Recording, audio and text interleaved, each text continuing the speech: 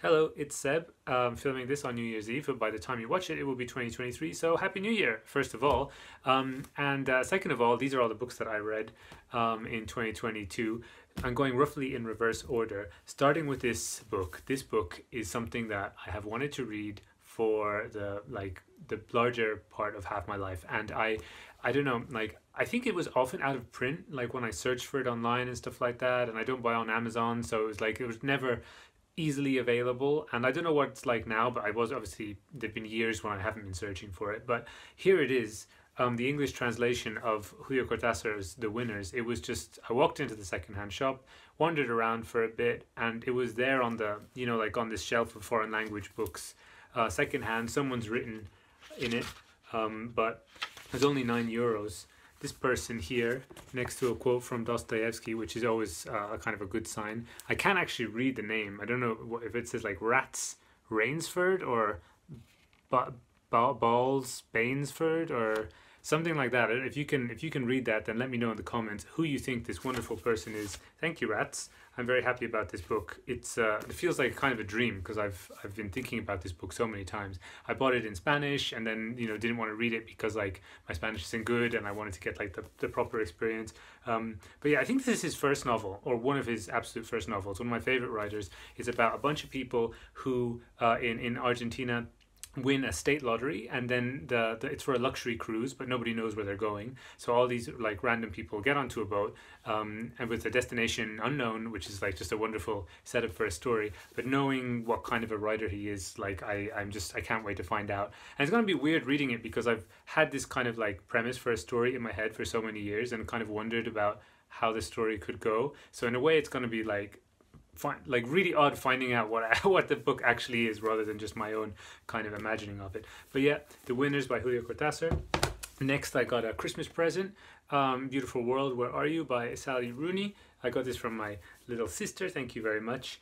I still have the nice little ribbony thing she put on it, very sparkly. I was hoping to read this one sometime soonish, but like I didn't really expect it to be 2023, but I think it will be now. I want to read all of these in 2023 if I can. Then this one, which I already mentioned in another video, this is Nostromo by Joseph Conrad, another boat book, just full on the boats here. Oh, I actually don't know what Beautiful World is all about it all, except that it's Sally Rooney, so like his kind of relationships and millennials and kind of like stuff like that, and love and sex and kind of relationships, right? That's all I know about it. But yeah, Nostromo by Joseph Conrad, another boat book. This is, I don't know really about this. I think it's something to do with maybe the conquistador times. It's like a Latin America boat, like I think it's extracting silver or something. I don't know, I've heard this ages ago and I don't remember. The real reason like I've been kind of fascinated and like wanted to read this book is because like it's Nostromo, it's the alien spaceship, so and it's a classic book by a writer who's very famous and who I haven't read, and like I want to read Conrad, and I want this to be the first one. I don't want the first Conrad I read to be the one that everyone reads, the Jungle Book, what's it, that one, yeah, going down the river in the jungle. Anyway, then I got this lovely present, A Little Devil in America, in Praise of Black Performance by Hanif Abdurrahman. Hanif Abdurradikib. Abdurradikib. I hope I'll practice that one for next time I talk about it. But yeah, this was from Stephanie. I'll link her channel below.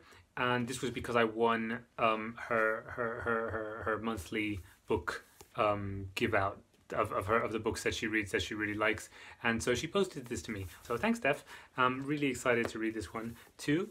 This is another one I got for myself, The Silence of the Lambs by Thomas Harris. I saw it. It was classic horror, €2. I think I wanted like kind of like a pick up my mood that day or something, and I was like, yeah, why not? It was like on one of those bookshops where they have the little stall out on the street, so it was like as you walk down the street you just see the books there, and it was like, yeah, I just got it from, and it's also like my local like the village bookshop, so it kind of felt like, oh, I'm giving something to the village and getting a little book in return, so that's exciting. Whoa, sorry, just nearly destroyed this one. This was a birthday present from my housemate, Bullet Train. I've actually started this one. I'm that far into it. It's the thriller of these assassins on a train, and they're all trying to kill each other, and like it's kind of like who's trying to kill who and why are they all trying to kill each other, and that kind of, you know, mystery action thing.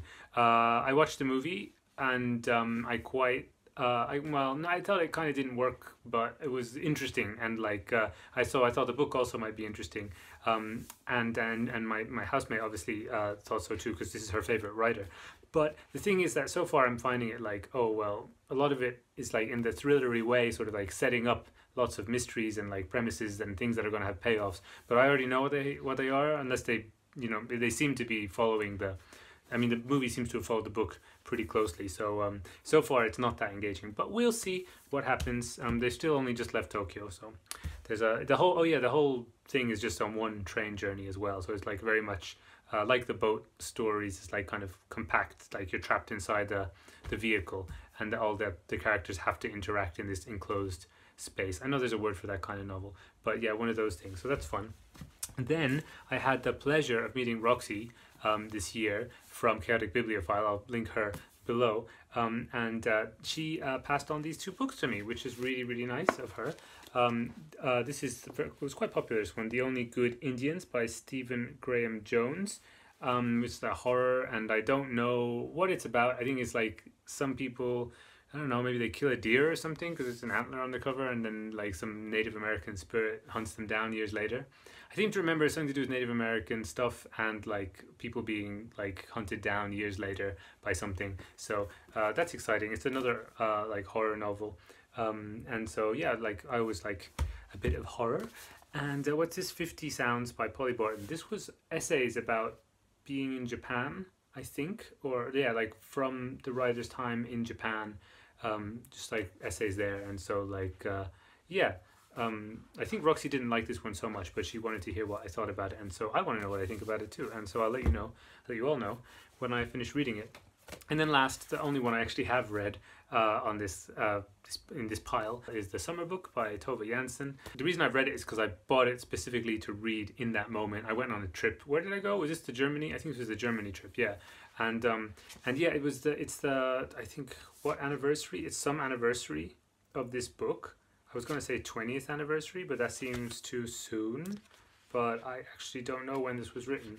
But there's some sort of anniversary thing, and they redid this book. This isn't the anniversary edition, but I wanted to read it on that anniversary, so I got it. And also, like, I have a tradition of reading a Tove Jansson book like once a year, and so this was this year's Tove Jansson. So next year I think I'll go back to Moomins, but this was very good. It's about a grandmother and her granddaughter living on an island, just kind of chilling out and yeah, being chilled for the whole book. And every chapter is like a kind of a mini short story of little like kind of mundane or like kind of just like relaxed things happening, but like it's kind of like philosophical, and not philosophical, but it's kind of like you get a sense of life and wisdom, and like kind of the way the dialogue between the characters reveals a lot of psychological insight into how people think, I think, in general. And yeah, it's just really good. So there you have it. Those are all the books. Let me see if I can pick them up.